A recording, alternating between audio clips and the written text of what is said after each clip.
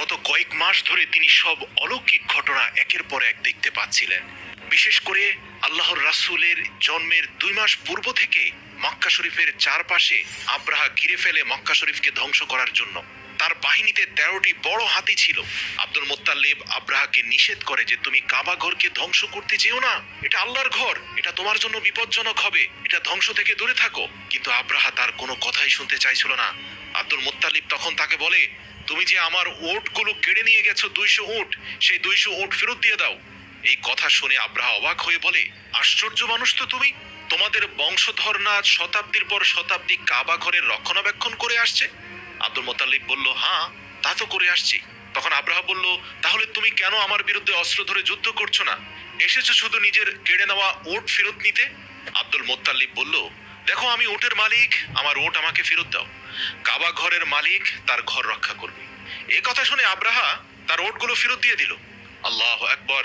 আর সেখান থেকে ওট ফেরত নিয়ে সরাসরি কাবা ঘরে গিয়ে কাবা ঘর জড়িয়ে ধরে, হযরত আসওয়াদ জড়িয়ে ধরে আব্দুল মুত্তালিব অঝরে কাঁদতে লাগলো আর বলল, হে মালিক, আমি অসহায়, আমি ক্ষমতাহীন, সকল ক্ষমতার মালিক তো তুমি। তুমি তোমার অলৌকিক ক্ষমতা দিয়ে এই বাহিনীকে প্রতিহত করো, তোমার ঘরকে রক্ষা করো। আল্লাহ তাআলা সাথে সাথে দোয়া কবুল করলেন। আর আব্দুল মুত্তালিব এক অদ্ভুত শব্দ শুনতে পেয়ে মাথা তুলে সেই শব্দের উৎস খোঁজার চেষ্টা করলো। অতঃপর দেখতে পেল পূর্ব দিক থেকে এক বিশাল পাখির ঝাঁক অগ্নিময় পাথর আঁকড়ে ধরে এগিয়ে আসছে। আব্দুল মুত্তালিব এক দৃষ্টিতে পাখিগুলোর দিকে তাকিয়েছিল আর মনে মনে ভাবছিল, এটাই হয়তো আল্লাহর কাছ থেকে প্রেরিত রহমত, যেটা আজ কাবা ঘরকে রক্ষা করবে। প্রতিটি পাখির মুখে একটা পাথরের অগ্নিগোলক, 2 পায়ে 2টি পাথরের অগ্নিগোলক ছিল, অর্থাৎ পাথরের টুকরোগুলো অগ্নির মতো জ্বলজ্বল করছিল। কিন্তু আল্লাহর কি অলৌকিক রহমত, এই অগ্নিগোলকগুলো পাখির মুখ বা পায়ের চামড়া পুড়িয়ে দিচ্ছিল না। দেখতে দেখতে আবাবিল পাখি পুরো কাবা শরীফকে ঘিরে ফেলেছে। এমনকি তারা দীর্ঘ কয়েক মিনিট পর্যন্ত সেখানে তাওয়াফ করেছে। তারপর সেখান থেকে সোজা উড়ে চলে গেল আব্রাহার হস্তি বাহিনীর দিকে। প্রিয় দর্শক, আপনাদের জানিয়ে রাখি, আজও যদি আপনি কাবা ঘরে যান, আপনি দেখতে পাবেন রাতের 3টার পর তাহাজ্জুদের সময়ে এই সকল পাখিরা কাবা ঘরের চারপাশে উড়ে উড়ে তাওয়াফ করতে থাকে। তো যাই হোক, এখান থেকে উড়ে গিয়ে আপনার হস্তি বাহিনীর উপরে সেই অগ্নিখণ্ড নিক্ষেপ করে। আল্লাহু আকবার। মুহূর্তের মধ্যে তারা ভুলুণ্ঠিত হয়ে পড়ে। পরিস্থিতি এমন হয়েছে যে প্রতিটি পাথর সৈন্যদের শরীর ভেদ করে ঢুকে যাচ্ছে। মুহূর্তের মধ্যে সকল সৈন্য মারা যায়, এমনকি আব্রাহা সেখানেই মরে ভর্তা হয়ে যায়। এই ছোট ছোট পাথর দিয়ে আল্লাহ তাআলা সেদিন 7,000 আব্রাহার শক্তিশালী সৈন্যকে ভূমির সাথে মিশিয়ে দিয়েছিলেন। পবিত্র কোরআনে আল্লাহ তাআলা সূরা ফিলের মধ্যে এই বিস্তারিত বর্ণনা করে আল্লাহ তাআলা পবিত্র কোরআনে বলেন, তুমি কি দেখোনি হস্তি বাহিনীর সাথে কিরূপ আচরণ করেছিল আল্লাহ? তিনি কি তাদের চক্রান্ত নস্যাৎ করে দেননি? তিনি তাদের বিরুদ্ধে পাঠিয়েছিলেন ঝাঁকে ঝাঁকে আবাবিল পাখি। আল্লাহু আকবার। তো প্রিয় দর্শক, যেমনটা বলছিলাম, আব্রাহার হস্তি বাহিনী পরাজিত হওয়ার পর থেকে আব্দুল মুত্তালিবের অন্তর ছটপট করছিল। তিনি বুঝতে পারছিলেন কোনো বড় ধরনের কিছু ঘটতে যাচ্ছে কাবা ঘরের আশপাশে। তারপর থেকে তিনি প্রতিদিন কাবা ঘরের ছাদের মধ্যে রাত কাটাতেন। আর যখন দীর্ঘ 2 মাস পর তিনি এই প্রস্ফুটিত আলোক ছটা দেখলেন এবং দেখলেন মা আমিনার কোলজোরে এক ফুটফুটে শিশু সন্তানের জন্ম হলো, যার শরীরের ভিতর দিয়ে নূর প্রবাহিত হচ্ছে, তখন তিনি বুঝলেন যে আরবের অন্ধকার দূর করার জন্য এই সে প্রদীপ যা আজ ধরায় নেমে এসেছে। শিশু প্রিয় নবী হযরত মুহাম্মদ সাল্লাল্লাহু আলাইহি সাল্লামকে কোলে নিয়ে পরের দিন আব্দুল মুত্তালিব কাবা ঘরের সামনে চলে আসেন এবং তার নিজের প্রিয় উট জবাই করে গরিব দুঃখী মানুষদের খাবারের আয়োজন করেন। তার ছেলে আবু তালেব ছিল অত্যন্ত মহৎ হৃদয়ের। সেও আনন্দিত ছিল পিতা মরা মুহাম্মদের জন্ম নিয়ে। তাই তো নিজের আব্বাজান আব্দুল মুত্তালিবের পরামর্শ অনুযায়ী উট জবাই করে সবাইকে খাবার দাবার খাওয়ানোয় ব্যস্ত সময় পার করছিল আব্দুল মুত্তালিব। এরই মধ্যে দেখা যায় আব্দুল মুত্তালিবের বড় ভাই পবিত্র কোরআনে যার ব্যাপারে একটা সূরা নাজিল হয়েছে, তার নাম হচ্ছে আবু লাহাব।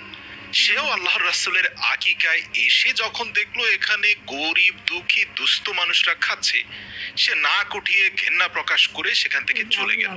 আসলে আবুল আহাব অত্যন্ত অহংকারী মানুষ ছিল। প্রিয় দর্শক, আপনি জেনে অবাক হবেন, আল্লাহর রাসূল সাল্লাল্লাহু আলাইহি ওয়াসাল্লাম দুনিয়াতে আসার তথ্য ইয়াহুদীদের কাছে জানা ছিল, কিন্তু তারা অত্যন্ত কষ্ট পেয়েছে যে শেষ নবী তাদের বংশে না এসে আরব বংশে এসেছে। এর জন্য ক্রোধে ক্রোধান্বিত হয়ে যখন ইয়াহুদি পণ্ডিতরা আলোচনায় বসলো, তখন তাদের মধ্যে অনেক গণক ছিল। তারা বলল যে ইতিমধ্যে শেষ নবী পৃথিবীতে এসেছে এবং তা আরবদের বংশধরের ভিতরে এসেছে বলে ধারণা, কারণ অমুক রাত্রিতে আমরা আকাশে উজ্জ্বল আলোক বিচ্ছুরণ দেখেছি কাবার আশপাশে। ইয়াহুদিরা একসাথে বসে এসব কথা বলছিল, আর এজন্যই তারা উঠে পড়ে লাগে টাকা পয়সা খরচ করে তাদের অনেক লোককে আরবের ভিতরে ছড়িয়ে দেয়, যাতে নবুয়াতের সিলমোহর পিঠের সেই চিহ্নকে দেখে সেই শিশুকে কিনে আনতে পারে, যাতে সেই শিশুকে ইয়াহুদিরা নিজেদের দলে ভিড়িয়ে নিতে পারে। যারই ধারাবাহিকতায় অনেক আরব মহিলারা টাকার বিনিময়ে ইয়াহুদিদের এজেন্ট হিসাবে মক্কার প্রতিটা ঘরে ঘরে গিয়ে আল্লাহর রাসূল সাল্লাল্লাহু আলাইহি সাল্লামের খোঁজ করতে থাকে। বিশেষ তাগের মাধ্যমে শিশু নবীজিকে তারা খুঁজে বের করার আপ্রাণ চেষ্টা চালায়। প্রিয় দর্শক, এরই মধ্যে বেশ কয়েকটি দিন পার হয়েছে। গরিব দুস্থদের মাঝে আল্লাহর রাসূলকে উদ্দেশ্য করে আকিকার অনুষ্ঠানও শেষ হয়েছে। এবার আল্লাহর রাসূলের নাম রাখার পালা। যেহেতু মক্কার খাদেম ছিলেন আব্দুল মুত্তালিব তথা আল্লাহর রাসূলের দাদাজান, সেখানে তিনি সাপ্তাহিক মিটিংয়ে বিভিন্ন বাচ্চাদের নাম ঘোষণা করছিলেন, বিশেষ করে গত এক সপ্তাহে যেসব বাচ্চা জন্ম নিয়েছে, এবং প্রত্যেকটা বাচ্চার নামকরণের সাথে সাথে সেখানে আনন্দ মিছিল হচ্ছে। আব্দুল মুত্তালিব সেখানে তার মৃত পুত্র আব্দুল্লাহর ছেলে তথা মা আমিনার কোলজোড়ে আসা শিশু শেষ নবীকে কোলে নিয়ে কাবা ঘরের সামনে আসলেন এবং সেখানে আল্লাহর রাসূলকে হযরত আসওয়াদ তথা ইব্রাহিম আলাইহিস সালামে রেখে যাওয়া সেই জান্নাতি পাথরে হাত স্পর্শ করালেন। তখনই দেখা যায় কাবা ঘরের মধ্যে এক কম্পন, কাবা ঘরের দরজার হাতলটি দুলতে থাকে এবং দরজার মধ্যে বাড়ি মারতে থাকে। আল্লাহর রাসূলের শরীর থেকে পুনরায় নূরের ছটা আলোক বিচ্ছুরণ হচ্ছিল। আব্দুল মুত্তালিব তখন সবার সামনে জনসম্মুখে হঠাৎ করে শিশুটির একটি অদ্ভুত নাম ঘোষণা করেন, আর তা হচ্ছে মুহাম্মদ। এটা শুনে সবাই অবাক হয়ে গেল, কেননা অধিকাংশ শিশুর নামকরণ করা হয় মক্কার ভিতরে থাকা উৎকৃষ্ট কিছু দেবদেবীর নাম অনুসারে, কিন্তু মুহাম্মদ এ আবার কেমন নাম? অদ্ভুত, এমন নাম তো আমরা শুনিনি। এ নিয়ে মানুষের মধ্যে কানা ঘষা শুরু হয়ে গেল। অনেকে উচ্চবাচ্য শুরু করলো, কেন এই চমৎকার শিশুটির নাম আমাদের পবিত্র দেবদেবীদের নামের সাথে মিলিয়ে রাখা হলো না? মানুষের মধ্যে বিশৃঙ্খলা দেখে আব্দুল মুত্তালিবের সবচেয়ে আস্থাভাজন ছেলে আবু তালিব সবার সামনে এসে বলল, হে লোক সকল, তোমরা থামো। এই শিশুটির নাম রাখা হয়ে গিয়েছে, আর তোমরা কখনোই তা পরিবর্তন করতে পারবে না। আমার পিতাজান মুখ দিয়ে যে নাম বলেছে তা নিঃসন্দেহে সৃষ্টিকর্তার তরফ থেকে এসেছে। এ কথা শুনে মানুষরা বিষয়টাকে এড়িয়ে বরং আনন্দ বিনোদনের দিকে মনোযোগী হয়ে গেল। প্রিয় দর্শক, আপনাদের জানিয়ে রাখি যে আল্লাহর রাসূল সাল্লাল্লাহু আলাইহি সাল্লামের জন্মের পরে দীর্ঘ কয়েকটি দিন পর্যন্ত আল্লাহর রাসূল কোনো দুগ্ধ পান করতে পারেননি। শুধুমাত্র আবু লাহাবের স্ত্রীর এক দাসীর নিকট থেকে আল্লাহর রাসূল দুগ্ধ পান করতেন। এমনকি আল্লাহর রাসূলের মা আমিনার বুকেও কোনো দুধ ছিল না। ফলে ক্ষুধার্ত নবীজি দুধ পান করার জন্য ছটফট করছিলেন, কিন্তু আবু লাহাবের স্ত্রী তার সেই দাসীকে কোনোভাবেই মা আমিনার ঘরে পাঠাতে রাজি ছিলেন না। আসলে আবু লাহাব এবং তার স্ত্রী উভয়ে প্রচন্ড হিংসুটে মনোভাবের মানুষ ছিলেন। আল্লাহর রাসূল যেহেতু আবু লাহাবের দাসীর কাছ থেকে দুগ্ধ গ্রহণ করছেন, আর এদিকে আবু লাহাব তার দাসীকে ছাড়ছে না, দুগ্ধ পান করানোর অনুমতি দিচ্ছে না, এ নিয়ে আব্দুল মুত্তালিব অত্যন্ত ক্ষিপ্ত হলেন, কষ্ট পেলেন ছেলের এই কর্মকাণ্ডে। দৌড়ে তার বাসায় গেলেন, গিয়ে আবু লাহাবকে উচ্চস্বরে ডাক দিতে লাগলেন। ঘরের ভেতরে ঢুকে দেখছেন আবু লাহাব তার আলিশান সুইমিং পুলে গোসল করছে। আসলে আরব্য সেই সময় যারা একটু ধনী ছিল তারা এই ঘরের ভিতরে এরকম চৌবাচ্চায় তৈরি করে সেখানে পানি ঢেলে গোসল করত। যাই হোক, বর্তমান সময় এটাকে সুইমিং পুল বলা হলেও তখন সেটার ভিন্ন নাম ছিল। আব্দুল মুত্তালিব শুধু এতটুকুই বললেন, তুমি মোহাম্মদের মতো এত সুন্দর ফুটফুটে একটা ইয়াতিম শিশুর আপন চাচা হয়েও কিভাবে তার মুখের খাবার কেড়ে নিচ্ছ? পিতাকে নিজের ঘরে আসতে দেখে কিছুটা লজ্জিত হয়ে আবু লাহাব ঘোর পাল্টে বলল, দেখুন আব্বাজান, আসলে সেই দাসী তো আমার স্ত্রীকে আমি দান করে দিয়েছি। এখন আমার স্ত্রী যদি তাকে না ছাড়ে আমি তো জোর জবরদস্তি করতে পারি না, কারণ সেই দাসীর উপরে হক তো শুধুমাত্র আমার স্ত্রীর। যাই হোক, এভাবে বেশ কয়েকটি দিন আল্লাহর রাসূল উপোস সময় কাটিয়েছিলেন। আল্লাহর হুকুমেই তিনি কোনো প্রকার দুগ্ধ পান না করেও সুস্থ ছিলেন। আরবের রীতি ছিল যে সন্তান জন্ম নেওয়ার পর তাকে দুগ্ধ পান করানোর জন্য মরুভূমি থেকে একটু দূরে মুক্ত আবহাওয়ায় গাছপালার কাছাকাছি এমন স্থানে পাঠানো হয় যেন তাদের মানসিক বিকাশ হয়। সাধারণত বেদুইন মহিলারা যেখানে বসবাস করে সেখানেই পাঠানো হতো, আর বেদুইন মহিলারা এই আরব্য অভিজাত পরিবারের সন্তানদের দুগ্ধ পান করানোর দায়িত্ব নিয়ে থাকতো। নির্দিষ্ট সময় পর্যন্ত লালন পালন ও দুগ্ধ পান করানোর জন্য তাদেরকে উচ্চ মূল্যের পারিশ্রমিকও দেওয়া হতো। এটা আসলে সে সময়ের একটা আরব্য রীতি ছিল, কারণ সে সময়ে আরবের অভিজাত পরিবার মরুভূমি থেকে মুক্ত আবহাওয়ায় এজন্যই পাঠাতো তাদের সন্তানদেরকে, যাতে তারা সেখানে গিয়ে বিশুদ্ধ আরবি শিখতে পারে। কেননা মক্কার আশপাশে আরবির উচ্চারণ থেকেও বেদুইনদের আরবি উচ্চারণ অত্যন্ত শুদ্ধ এবং নিখুঁত ছিল।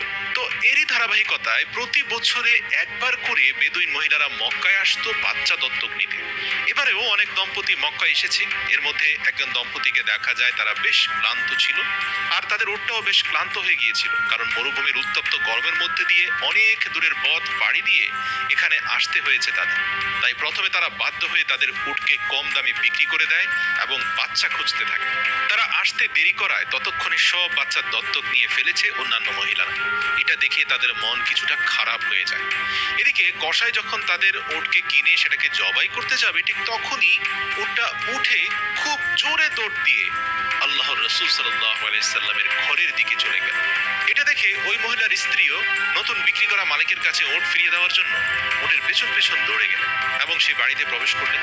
তখন আল্লাহর রাসূলের মাতা আমিনা ওই মহিলাকে খুবই ক্লান্ত ও ক্ষুধার্ত দেখে তাকে ঘরে নিয়ে যায় এবং কিছু খাবার দাবার দেয়, আর সেই মহিলার আপন শিশু বাচ্চাটিকেও দোলনায় শুইয়ে দিতে বলে। মহিলাটি যখন তার বাচ্চাকে দোলনায় রাখতে যায় তখন তিনি শিশু মোহাম্মদকে দেখতে পান, যার শরীর থেকে নূরের আলো চমকাচ্ছিল। আসলে এটা একটা আশ্চর্য অলৌকিক বিষয় ছিল যে আল্লাহর রাসূল সাল্লাল্লাহু আলাইহি সাল্লাম শৈশব কাল থেকে এতটাই উজ্জ্বল ছিলেন যে অন্ধকারেও তাকে স্পষ্ট দেখা যেত। সেই মহিলা তখন মনের অজান্তেই নিজের সন্তানকে ফেলে রেখে শিশু মুহাম্মদুর রাসূলুল্লাহ সাল্লাল্লাহু আলাইহি সাল্লামকে কোলে তুলে নেন এবং দেখতে পান শিশু মুহাম্মদুর রাসূলুল্লাহ সাল্লাল্লাহু আলাইহি সাল্লাম দীর্ঘ কয়েকটি দিনের পিপাসার্ত অবস্থা থেকে নিজে নিজেই সেই নারীর নিকট থেকে দুগ্ধ খাওয়ার জন্য ছটফট করতে থাকে। ক্ষুধার্ত শিশুর দিকে তাকিয়ে সেই নারী তার নিজ থেকেই শিশু মুহাম্মদুর রাসূলুল্লাহ সাল্লাল্লাহু আলাইহি সাল্লামকে দুগ্ধ পান করান। আর এই মহিলাই ছিলেন নবীজির দুধমা, সেই বিশ্ববিখ্যাত সম্মানিত রমণী মা হালিমা। তো নবীজিকে লালন পালনের জন্য বেশি টাকা দেওয়ার সামর্থ্য ছিল না মা আমিনার, কারণ তার স্বামী ইতিমধ্যে মারা গিয়েছে। একমাত্র এই শিশুর দাদা এবং একজন চাচা আছেন, তারা যতটুকু অর্থ দিতে পারবে তার উপরেই এই দুধমা হালিমাকে খুশি হয়ে শিশু মুহাম্মদের লালন পালনের দায় দায়িত্ব নিতে হবে। এখানে বলে রাখি, ইতিপূর্বে যত নারীরা এসেছে স্বল্প সামর্থ্যের বিষয়টা মাথা রেখে শিশু মুহাম্মদকে নিতে রাজি হয়নি। কিন্তু মা হালিমা চিন্তা করলেন যে অলৌকিক ব্যাপার স্যাপার এই শিশুর আশপাশে ঘটছে, বিশেষ করে তার উটটি যেভাবে ঘরের দিকে দৌড়ে আসলো এবং শিশুটির শরীর থেকে আলোক বিচ্ছুরণ এবং তার কোমল চেহারা, এই সব কিছু তাকে অভিভূত করলো। স্বামীর সাথে পরামর্শ করে এই শিশুকে কোনো প্রকার অর্থনৈতিক চুক্তি ব্যতীতই লালন পালনের দায় দায়িত্ব নিতে রাজি হয়ে গেল। সুবহানাল্লাহ। তারা জানতো এই শিশুর লালন পালনের জন্য যত অর্থ তাদের খরচ হবে